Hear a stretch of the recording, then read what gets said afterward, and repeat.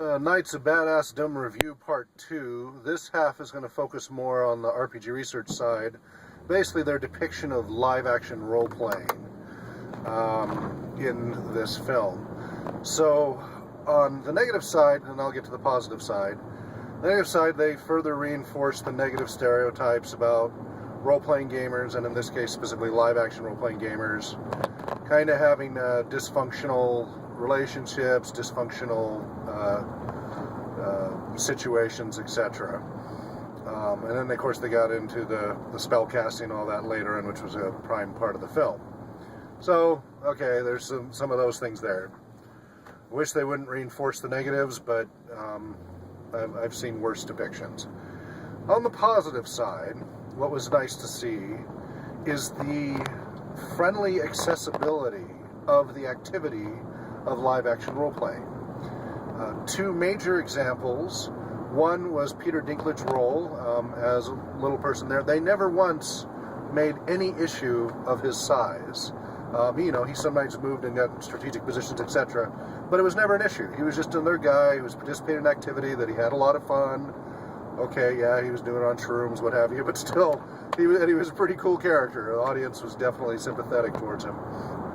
And the whole setting was embracing of his being there and participating in the activity and being able to do so as an equal. The other part was the character who played the king, who was in a wheelchair of one of the armies, who, by the way, was the principal here at Gonzaga Prep here in Spokane, but is also a professional actor. He's not wheelchair bound, that was just a character he's playing. But he played a character who was wheelchair bound, and then they had modified the wheelchair to look like a chariot that was combat worthy.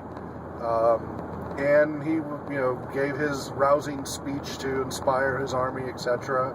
And there was a little bit of comedy around the wheelchair aspect, a little bit, needed a little push when he got stuck.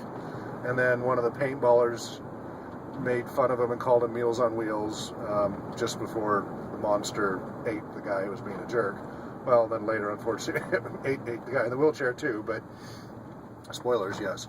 But what was nice to see was in that depiction that here was somebody with a disability that, so for example, in recreation therapy, you know, as I'm studying, there's wheelchair basketball is a cliche recreation therapy activity. The problem with that is everybody needs to be in a wheelchair. It's not really an equal game if you have some players on foot and some people in a wheelchair. You have to modify the game completely for the population. With the live-action role-playing, they depicted somebody with a disability who needed a mechanical adaptation like a wheelchair, but he was able to participate fully and equally in the activity with the adaptation without having to really adapt the game itself. He was able to play and participate in the rules and do the combat, and was actually in a leadership role and such, and was effective. And that was really, I thought, a really good positive to see that, both for the activity and also for people who are wheelchair bound and such. I'd like to know, for those of you who have had to deal with such issues, what you think of that.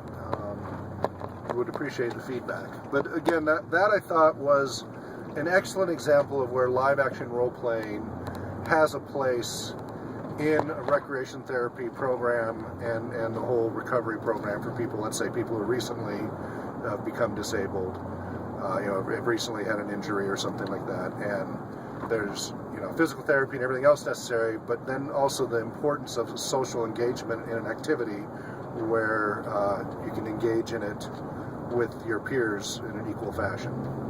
So that I thought was a very big positive too. Even though it was a small part of the movie, I thought that was a big positive. I'd love to know what others think about that. Thank you. And just reminder, www.rpgresearch.com.